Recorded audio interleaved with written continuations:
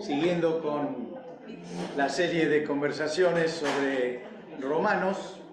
Hoy llegamos al último capítulo, Romanos 16.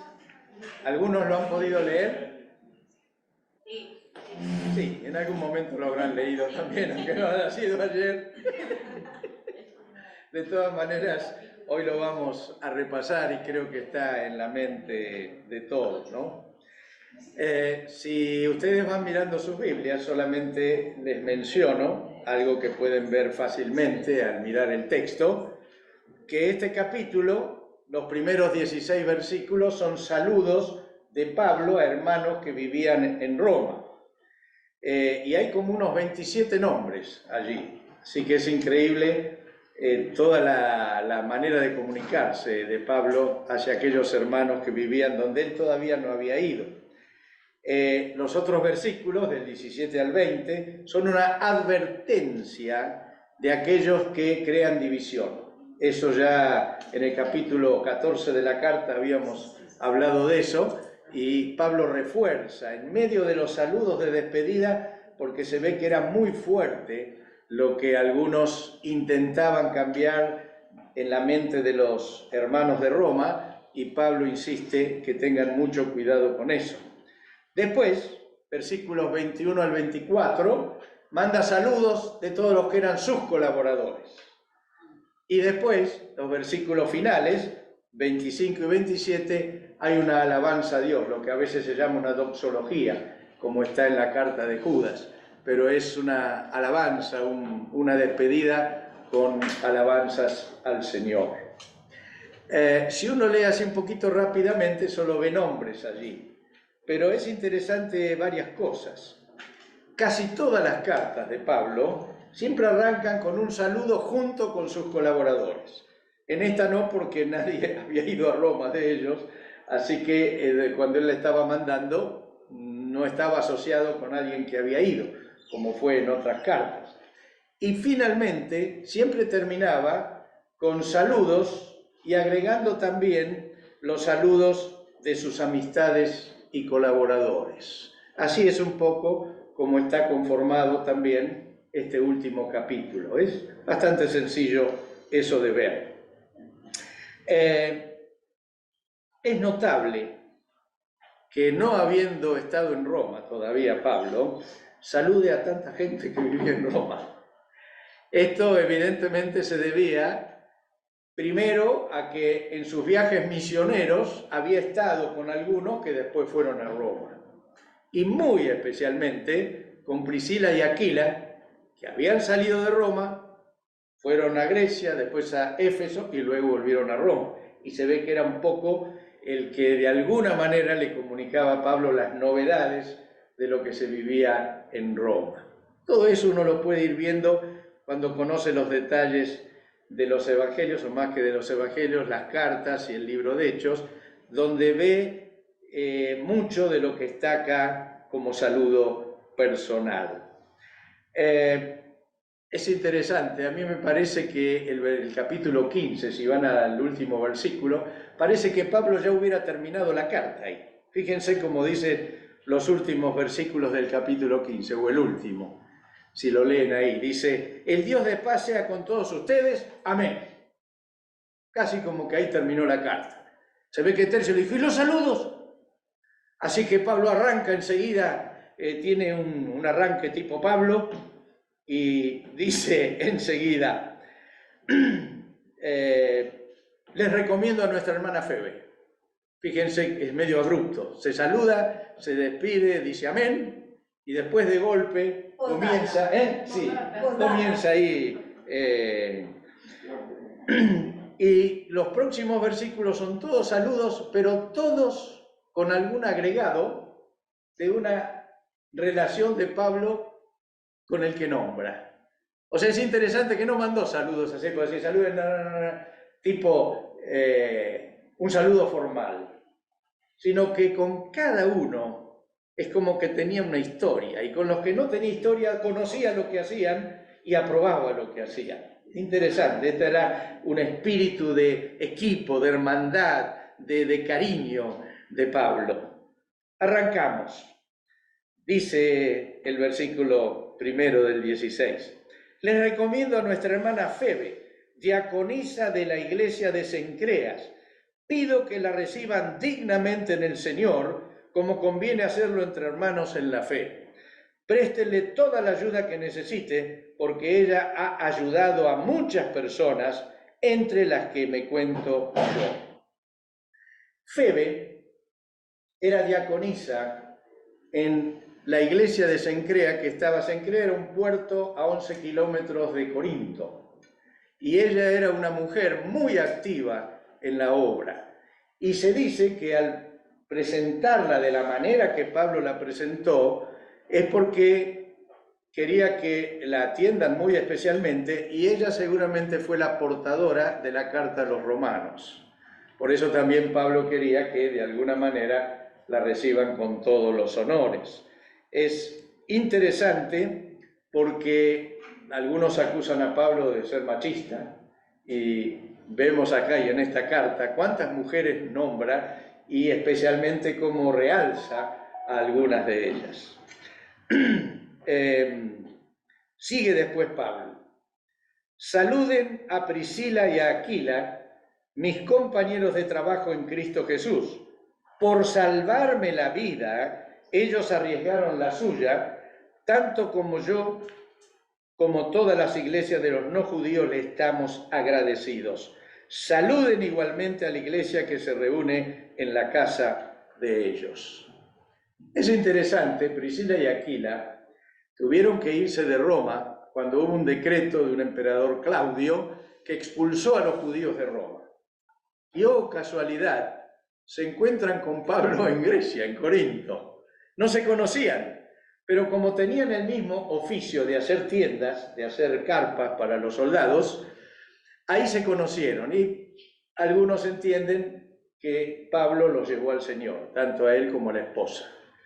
Pero además, cuando Pablo, después de estar un tiempo en Grecia, en Corinto, se traslada a Éfeso, ellos van con Pablo a Éfeso. Y ahí en Éfeso fueron de enorme ayuda. Y además tenían una iglesia que se reunía en su casa. Estas eran, digamos, colaboradores muy estrechos de Pablo. Y además, dice aquí, que además de compartir el trabajo de hacer carpas, lo que ellos muchas veces defendieron a Pablo y le salvaron la vida. Interesante. Acá no explica del todo cómo fue, pero gracias a este matrimonio, Pablo salvó su vida. Y fueron muy, muy colaboradores. Lo interesante, que donde este matrimonio fijaba residencia, enseguida, ¿qué hacía? Una iglesia en el hogar. Porque en Éfeso tenían una congregación en el hogar, y en Roma también tenían una congregación en el hogar. Y evidentemente estos eran unos de los que transmitían a Pablo lo que pasaba en Roma. También hay algo interesante en la Escritura que muchos deben conocer. Cuando en Hechos se dice que Pablo conoció a un tal Aquila, o sea, al varón, y después dice Priscila, su mujer, pero luego en toda la Escritura, en todas las veces que lo menciona, hace al revés. Menciona primero a la mujer, Priscila y Aquila. Y muchos entienden que esto se hace, incluso acá en la carta a los romanos es así, porque parecería que ella era la que llevaba adelante la fe del matrimonio, la que conocía las Escrituras, la que era más, digamos, permeada, por así decir, por el conocimiento escritural, y el esposo ayudaba, era el que sostenía la parte económica, y por eso la Escritura menciona primero a Priscila que a Aquila en todo lo que resta de las veces que se las nombra. Interesante realmente también esto que la Biblia enseña al respecto. Sigue diciendo Pablo: saluden a mi querido hermano Epeneto, el primer convertido a Cristo en la provincia de Asia. Cuando dice mi querido hermano, no está hablando de hermano carnal, sino hermano en la fe. Eso es lo que está mencionando. Y parecería, por lo que dicen los eruditos que estudian, que este primer convertido de Asia fue uno que se vino con Aquila y Priscila a Roma. Y Pablo les está enviando saludos porque los conoce. Después dice, saluden a María, que tanto ha trabajado por ustedes. Miren qué interesante, Pablo no conocía a María, pero sabía que trabajaba mucho para el Señor ahí en Roma. Y la menciona especialmente. Para que la haya mencionado especialmente es porque tenía mucha información de cuánto esta mujer trabajaba para el Señor. Y seguramente fueron Aquila y Priscila los que lo tenían informado del trabajo de ella. Sigue diciendo, saluden a Andrónico y Junias, mis parientes y compañeros de cárcel, destacados entre los apóstoles y convertidos a Cristo antes que yo. Interesante. Ahora, con este Andrónico y Junias los teólogos se vuelven locos. ¿Saben por qué? Porque Junia puede ser varón o puede ser mujer. O sea, es un apellido que no se sabe exactamente si correspondía a un varón o una mujer. Si correspondía a un varón, eran dos compañeros que se habían convertido antes de Pablo, y dice algo que también los teólogos se pelean. Dice, reconocidos, destacados entre los apóstoles. Entonces, ese destacados entre los apóstoles no saben si significa que también eran apóstoles o eran muy bien vistos por los apóstoles. Pero ustedes imagínense que si en vez de ser dos varones, era un varón y una mujer, eran matrimonio y eran apóstoles los dos. Los teólogos acá se agarran, pero y ninguno sale indemne. La realidad es que más allá de si eran marido y mujer, si eran dos varones, o si eran apóstoles o no apóstoles, lo importante es que fueron compañeros de prisión de Pablo. Compartieron tiempos duros juntos. Y evidentemente Pablo resalta que eran convertidos antes que ellos, y de alguna manera había una relación estrecha también con estas dos personas. Sigue Pablo. Saluden a Amplias, mi querido hermano en el Señor. También hermano aquí como no carnal. Saluden a Urbano, nuestro compañero de trabajo en Cristo, y mi querido hermano Estaquis. Saluden a Apeles, que ha dado tantas pruebas de su fe en Cristo. Saluden a los de la familia de Aristóbulo. Los teólogos dicen que cuando dice saluden a la familia de, es porque la persona ya había muerto. Por eso dice que saluden a la familia, si no hubieran dicho que saluden a la persona y a su familia. Pero este Aristóbulo, parece que era nieto de Herodes y también hermano de Agripa I. Así que evidentemente Pablo llegó a todas las esferas para que muchos conozcan al Señor. Dice después, saluden a Herodión, mi pariente. También acá algunos no saben si es pariente en cuanto a de su misma familia o simplemente que era judío.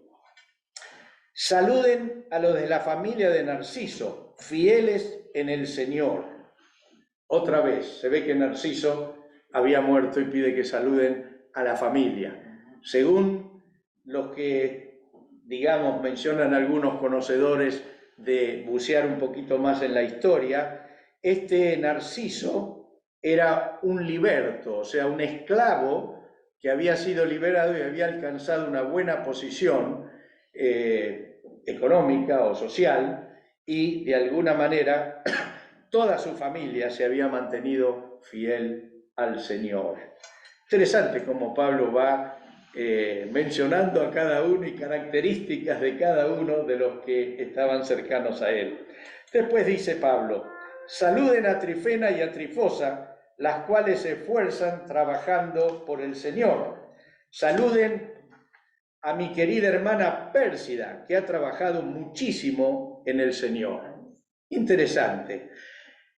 Según entienden los que estudian todo esto más a fondo, estas tres mujeres eran tres esclavas liberadas. muy trabajadoras en el Señor, y muy probablemente Trifena y Trifosa eran hermanas entre sí, por eso las menciona de esa manera y por eso después menciona aparte a Trifosa. Pero fíjense que Pablo incluye dentro de aquellos que está elogiando en el saludo, y elogiando porque trabajan en el Señor, tanto a hombres como a mujeres, tanto a judíos como a los que no lo son. Después dice, saluden a Rufo, distinguido creyente en el Señor, y a su madre, que ha sido también como una madre para mí. ¿Recuerdan quién era Rufo? Cuando Jesús llevaba la cruz, venía del campo un tal Simón de Cirene. El pobre hombre venía del campo de trabajar y lo enganchan para que lleve la cruz de Jesús. Imagínense cómo se habrá sentido, que dice, a ver si no me crucifican a mí también. Así que este hombre, Simón de Cirene, acompañó a Jesús con el palo transversal de la cruz hasta el lugar de la crucifixión. Pero se ve que ese poco tiempo detrás del Señor y viendo lo que era Jesús, lo llevó a una conversión tremenda, y toda su familia. Y aquí uno de sus hijos dice que fue un distinguido creyente por la fe que tenía, y su madre dice, y mía, no porque, digamos, todas para Pablo eran madres también, pero esta se ve que atendió, asistió a Pablo de una manera que él la sintió como que la asistía su propia madre. Interesante. Fíjense que cada saludo implica una relación personal profunda, íntima. No era un saludo protocolar, era un saludo con el corazón puesto en cada uno de aquellos a los que saludaba. Después dice, interesante lo que sigue, saluden a Asíncrito, a Flegonte, a Hermes, a Patrobas, a Hermas y los hermanos que están con ellos. Y el versículo siguiente dice, saluden a Filólogo, a Julia, a Nereo y a su hermana, acá hay dos mujeres, ¿ven? A Olimpas y a todos los hermanos que están con ellos. Según los eruditos, estos eran dos grupos de hogar. Por eso los menciona así. Menciona a 5 y los demás hermanos, otros 5 y los demás hermanos. Está presentando iglesias caseras que él conoce, que él tiene referencia, y hasta conoce los nombres de los hermanos que se reúnen ahí. Fíjense cómo era la actitud de Pablo de formar comunidad, de formar lugar. No era simplemente alguien que iba, predicaba en un lugar, que daba fenómeno con la predicación, por ahí se convertían algunos y se iba. No, él llevaba en su corazón cada convertido, sea que se convirtió con él o que se convirtió a través de uno de sus discípulos o a través de alguien que conoció que vivía en otro lugar. Pero a todos les manda muy, muy cariñosos saludos. Por eso es interesante que cada saludo deja en claro una relación de compañerismo, de aprecio, de valoración de lo que hacía cada uno de esto, y de experiencias con algunos vividas en conjunto, como cuando estuvieron en la cárcel o fabricaban algo juntos. Es interesante que por ejemplo, no sé si lo dije antes, Aquila y Priscila, se ve que fueron tan bien enseñados por Pablo que cuando llega Apolos, ¿se acuerdan? Creo que a Corinto me parece que fue, o a Éfeso, no recuerdo. Cuando llega Apolos, predicaba un montón muy bien, pero predicaba el bautismo de Juan, no el bautismo después de Jesús. Y entonces dice que Aquila y Priscila lo llevaron aparte y les pusieron con más claridad el Evangelio y los principios del Evangelio. Y entonces Apolo, que era un predicador extraordinario, modificó su enseñanza y la adaptó, la actualizó a lo que correspondía en ese momento. Fíjense cómo aún los discípulos de Pablo ejercieron una gracia para que las iglesias crecieran con buen fundamento. Después, quiero mencionar algo antes. Una comunidad se edifica por las experiencias de servicio, de ayuda, de asistencia entre los miembros. Creo que esto es lo que promocionaba Pablo. No es simplemente la asistencia a un lugar, no es simplemente tener una liturgia común o algunos principios comunes, sino experiencias juntos de servicio, de amor, de ayuda a otros. Después dice algo interesante Pablo, que muchas veces pasa por alto. Dice, salúdense unos a otros con un beso santo. Todas las iglesias de Cristo les mandan saludos. Bueno, como si fuera poco todos los saludos que dio, más todos los que él iba a mandar, le dice que todas las iglesias que él sobreveía les mandaban saludos, ¿no? O sea, fíjense cómo trata de unir todo. En el tiempo que Pablo escribió esta carta, los romanos se saludaban entre sí, como nos saludamos bastante en Occidente, de la mano. Pero en Asia, o los judíos, se saludaban con un beso. Algunos, no sé si un solo beso en una mejilla, otros dos. Los que están acostumbrados a que le den dos besos siempre se quedan que uno le da un beso y el otro espera y el otro no sabe que son dos. Y entonces siempre se crea ahí alguna... Pero en muchas de las cartas Pablo dice, salúdense con un beso santo. Algunos malintencionados dicen, no, lo que estaba diciendo es que cuando den un beso no sean melosos. No, descarten eso. Pablo no estaba queriendo decir no sean piola cuando le dan un beso a un hombre o una mujer. Está diciendo, queridos, identifíquense como cristianos que se aman. Dense un beso santo como reconocimiento de lo que son, hermanos en Cristo. Y van a ver en un montón de cartas que Pablo recomienda lo mismo. Salúdense con un beso santo. No dice déjense de saludar con un apretón de manos, no está mal. Solamente está diciendo hay algo que identifica a aquellos que están en el Señor y es ese beso de cariño entre aquellos que aman al Señor. Los occidentales tenemos otra forma de saludar, en especial entre los varones nos damos a veces un flor de apretón. Allá en Argentina se había convertido un hermano que falleció hace poquito, don Luis Di Pietro, hermoso hermano italiano, y él decía que yo era su papá, y yo era más chico, así que siempre dije, no, soy su hermano. Pero cada vez que me veía, era un hombre grandote, fortachón, hacía puentes grúa, tenía una fuerza enorme, me saludaba y me agarraba y me levantaba y me apretaba, y yo estaba esperando que me suelte para poder respirar. Pero era una demostración de amor. Y así lo hizo todas las veces que nos encontrábamos.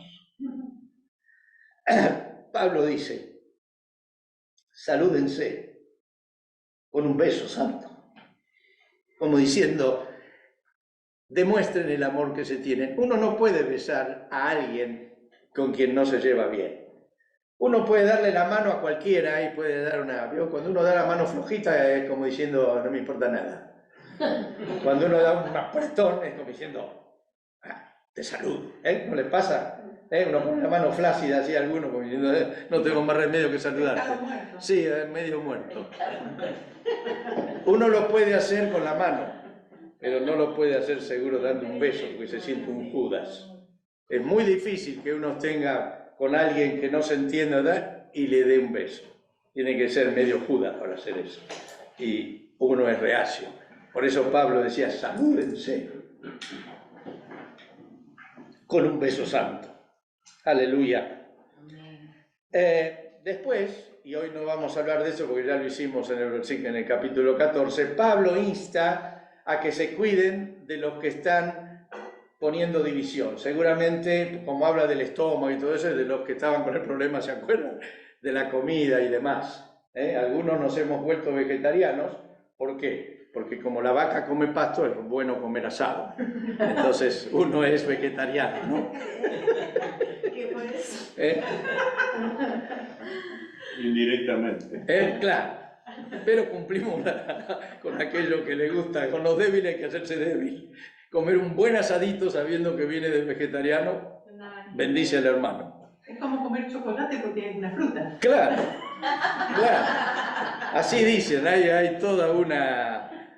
Bueno, es para otro mensaje. Bueno, es interesante que el versículo 20 parece como que finaliza la carta. Dice, a ver si es el 20.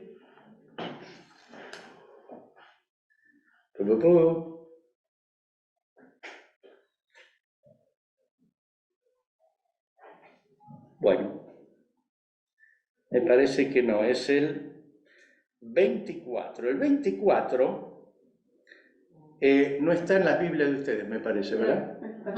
No.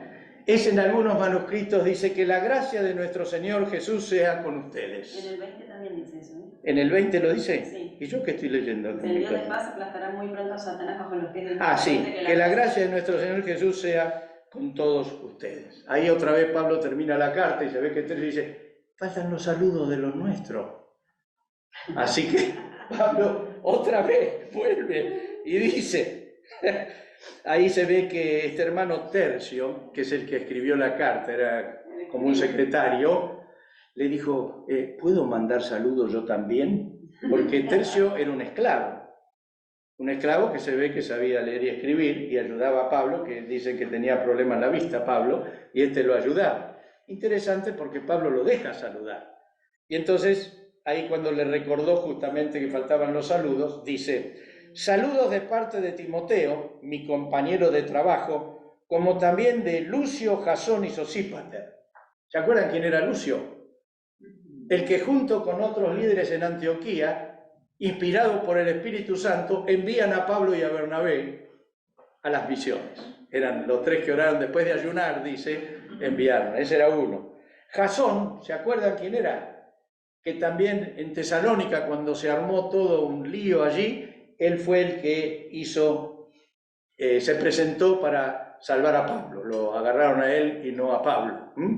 Y Sosípater también se unió a Pablo cuando pasó por Berea. Eran todos colaboradores de Pablo y él los incluía en el saludo. Dice, mis parientes, dice ahí, ¿no? Después, ahí está el saludo de Tercio. ¿Saben por qué se llamaba Tercio? Porque los esclavos eran así. El primero que entró a la familia como esclavo era primero, el segundo, no tenían nombre, tenían un número. Y después en otra de las cartas de Pablo dice, está conmigo segundo. También era otro esclavo liberado, ¿no? Dice, yo Tercio, que escribo esta carta, los saludo en el Señor. ¿Se imaginan la alegría de un esclavo? De estar escribiendo con Pablo una carta a los romanos, semejante carta que fue un tratado teológico, y poder saludar. Se ve que él también tenía en el corazón lo que tenía Pablo.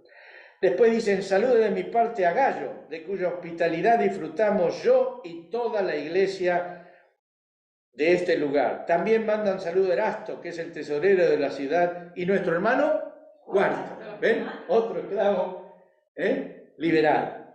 Gayo parece que fue un excelente hospedador, por lo que decía ahí, porque hospedaba a cuantos necesitaban. Y es uno de los poquitos que bautizó Pablo. ¿Se acuerdan cuando dice, yo no he bautizado porque el Señor no me mandó bautizar, solo he bautizado a Gayo, y no me acuerdo si era la familia de Estéfano, que no lo verifiqué hoy. Pero Pablo bautizó muy poquita gente, y este era uno de ellos, pero se destacaba por ser hospedador. Aleluya.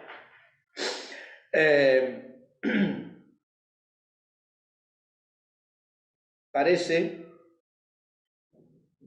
esto que digo, el versículo 24, no está en la mayoría de los manuscritos, pero dice, la gracia de nuestro Señor Jesucristo sea con todos ustedes. Amén. Eso no lo van a tener en su Biblia, están algunos manuscritos, casi como que terminó la carta, pero Pablo dijo, no, me falta algo para decirle al Señor.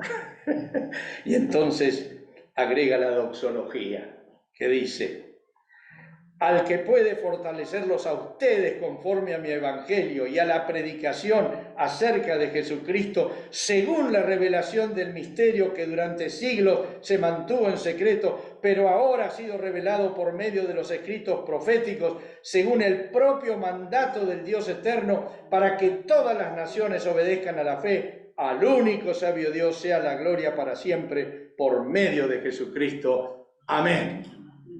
Y ahí sí Tercio sacó y dejó la pluma. Dijo, ya no hay nada que agregar. Interesante cómo Pablo manda una carta donde no solo da instrucciones, donde explica, sino tiene en la mente, en el corazón, hermanos con los que ha compartido y otros de los que ha sabido, pero en todos los casos forma realmente unidad. ¿Qué podemos concluir de este capítulo teniendo presente el resto también de los escritos de Pablo? Pablo fue un adalid de la unidad dentro de la diversidad y no formó instituciones, formó familias, formó pueblo de Dios, familia de Dios. En eso fue un fiel seguidor del modo en que Jesús también hizo su trabajo. Jesús no formó instituciones, formó vidas, formó comunidad, formó amigos, formó obreros para enviar. En la totalidad de las cartas, según dicen los manuales, pueden encontrarse 100 colaboradores nombrados por Pablo. Yo encontré hasta hoy a la mañana 79. Se ve que tengo que leer un poquito más en alguna de las cartas para agregar los que faltan para llegar a 100. Pero si uno lee las cartas y anota, yo vuelvo a decir, encontré 79. Según los manuales dice que Pablo menciona a 100. ¿Qué es esto? ¿Qué deja en claro? Que Pablo trabajaba en equipo. Pablo trabajaba uniéndose a un montón, de tal manera que, si bien podía solo, como algunas cosas tenía que hacer solo, todo lo que es teológico, pero todo lo que era acción, todo lo que era compromiso, todo lo que era viajar, siempre lo hacía en conjunto con otros más. Y entre sus colaboradores había tanto hombres como mujeres, todos de diferente estatus, solteros, matrimonios, viudos, viudas, esclavos, funcionarios, creyentes nuevos, creyentes maduros, de diversas nacionalidades, griegos, romanos, judíos, gente sencilla sin instrucción y gente preparada, gente muy pobre económicamente y otros de buena condición social. Todos entraban en el abanico de Pablo. Los conoció en sinagogas, en cárceles, en espacios públicos, en congregaciones, procedentes de diferentes trasfondos y tradiciones, pero todos con algo en común: la fe y el servicio al Señor. No discriminó a las mujeres, sino que las reconoció y las distinguió. De lo mucho que podemos agregar, finalizo con un pensamiento de Orwell. La iglesia, además de un lugar de encuentro, es también una escuela, un proyecto divino, un ejército para realizar los propósitos de Dios, un instrumento de evangelización, una familia y a veces un hospital para rescatar y sanar a los heridos y enfermos. ¿Amén? Amén. Qué hermosa carta de Pablo, ¿no? Qué hermoso término de saludos a todos sus colaboradores. Amén. Dios les bendiga, hermanos.